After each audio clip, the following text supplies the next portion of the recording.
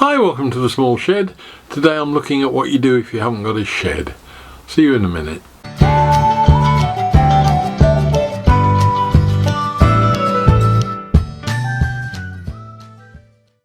Now, in my list of 10 things that I've been doing bits and pieces on over the last year or so, some of which will come out in the future, one of the ones I've been concentrating on is what you do if you haven't got a shed. And it's very easy to say, I can't do anything because I haven't got a workspace. But in fact, I've had some experience over the last few weeks of having to work outside this shed because the things I've been working on are too big to work on in it. So there are a number of ways, and I've got 10 suggestions. They don't apply to everybody. They don't necessarily suit everybody. But there are maybe some little crumbs in there that might be of use, or something you can think about if you haven't got the luxury of a nice cosy shed or workshop full stop. First one is the garden itself. If you've got a garden, I did a lot of the construction work for the shed itself in the garden. I certainly did all the painting of the pieces for the shed in the garden. There is a limit on that with weather, of course.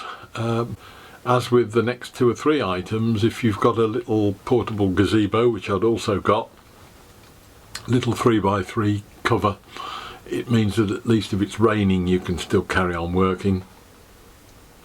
Can't always work when it's freezing cold necessarily, but there are other ways around that as well even. But at least it gets you started and working. You just get something like a little workmate or a pair of trestles, and you've effectively got yourself a little workshop outside. And the beauty of it is it's not so much difficulty in sweeping up afterwards. Now, the other area I've got that I've been working in is the side passage up the side of the house. And again, a lot of people have got a little cut through between the house and next door.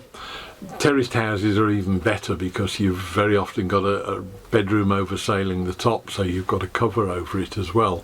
So as long as you've got an understanding neighbour, if it's shared, you can at least go out and work under cover if nothing else.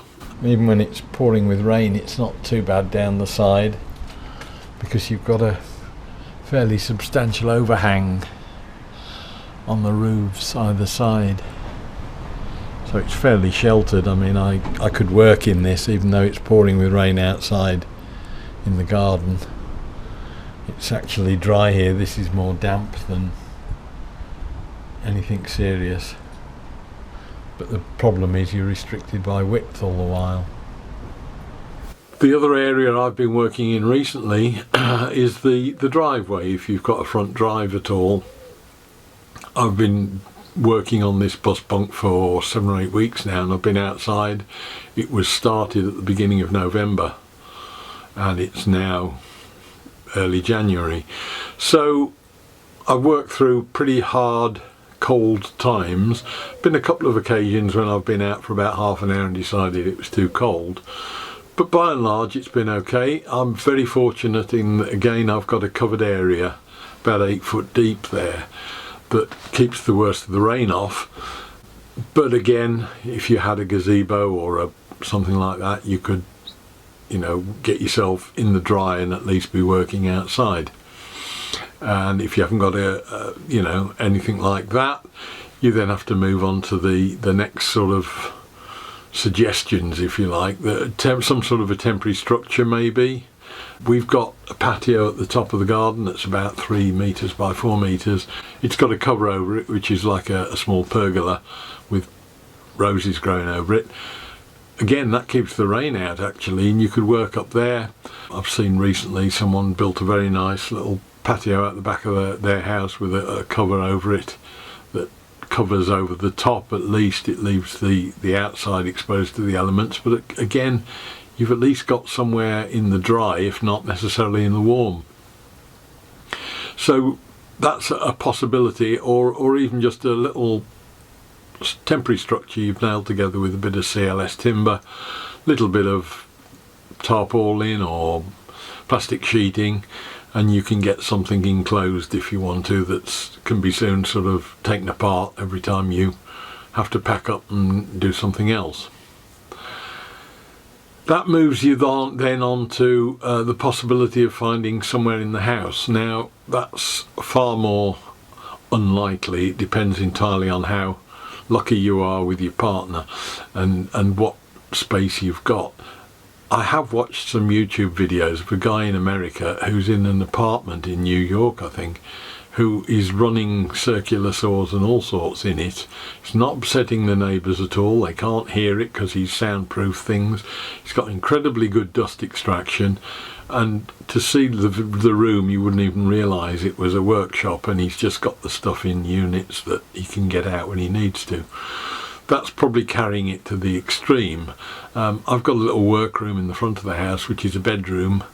I don't think I'd want to be using a chop saw in there, but I suppose if at a push I could do some small work in there. After all, I've been using it for metalwork, lathe and all sorts of things in the past. It's just that the dust problem that you get with, certainly with machine tools anyway, but you might be able to get some work done in there if you could do that. I watch guys building guitars in their kitchen, and again it just relies on a certain amount of cooperation from the authorities. But again, recently with this bus bunk, when it got too big and I needed to start and test assemble it, the only place I'd got available is our conservatory, and I've been out there for the last 2 weeks putting it together. Now, to start with, that was a bit cold and unwelcoming, but again, I'd forgotten the fact, although I've been walking past it for a fortnight. There's a radiator in there, so I just whipped that on the other day, and it's nice and toasty warm out there now. So that's not so bad, in that if I make any dust and mess, it's quite easy to clear up, and it's pretty self-contained. So there's always worth looking at a room in the house. Number 6 is the garage, which if you've got a garage, that is a natural really to start and do stuff in, because most houses nowadays, nobody puts the car away in a garage anyway. It's usually just a dumping ground. So there is usually some sort of a space, if you've got a garage, that's worth tidying up, cleaning up. Get yourself a little workbench like I built for doing the cars in on, and you could do that relatively cheaply and quickly, and you've got yourself a workspace. If you haven't got a garage, it's worth looking around to see if there's anyone in the neighbourhood that got one that you could hire. You know, there's a block of garages just round the corner for houses down the far end that are 2-bed terraces that haven't got a frontage at all onto a road. So there are lots of empty garages around there. I suspect if I went and knocked doors, I could probably find one. Now, the 7th item to me was something I fell into by accident, but again when I was building the shed, and that was finding something like Men in Sheds. They've got a full workshop there that I can use, which is ideal for all sorts of reasons. It's warm, it's dry, and it's reasonably local, and it's secure. You can keep, well, you don't even have to have your own tools there. But there are other options. There are hack spaces in a lot of the areas and towns. There are all sorts of things like that you could use, machinery that other people have got available for you that you can effectively hire by joining a group like that. Number 8 is friends, neighbours. I look out of my back bedroom window, and my neighbour has just had a shed twice the size of this put up in his back garden, which I presume he's going to be doing something similar to me in. So if you're on good terms with your neighbours, or you've got a mate that's relatively local that's got a little workshop, sometimes it's worth just seeing if you can share that and help out with some of the costs for them, but at least it then gets you somewhere that you can work.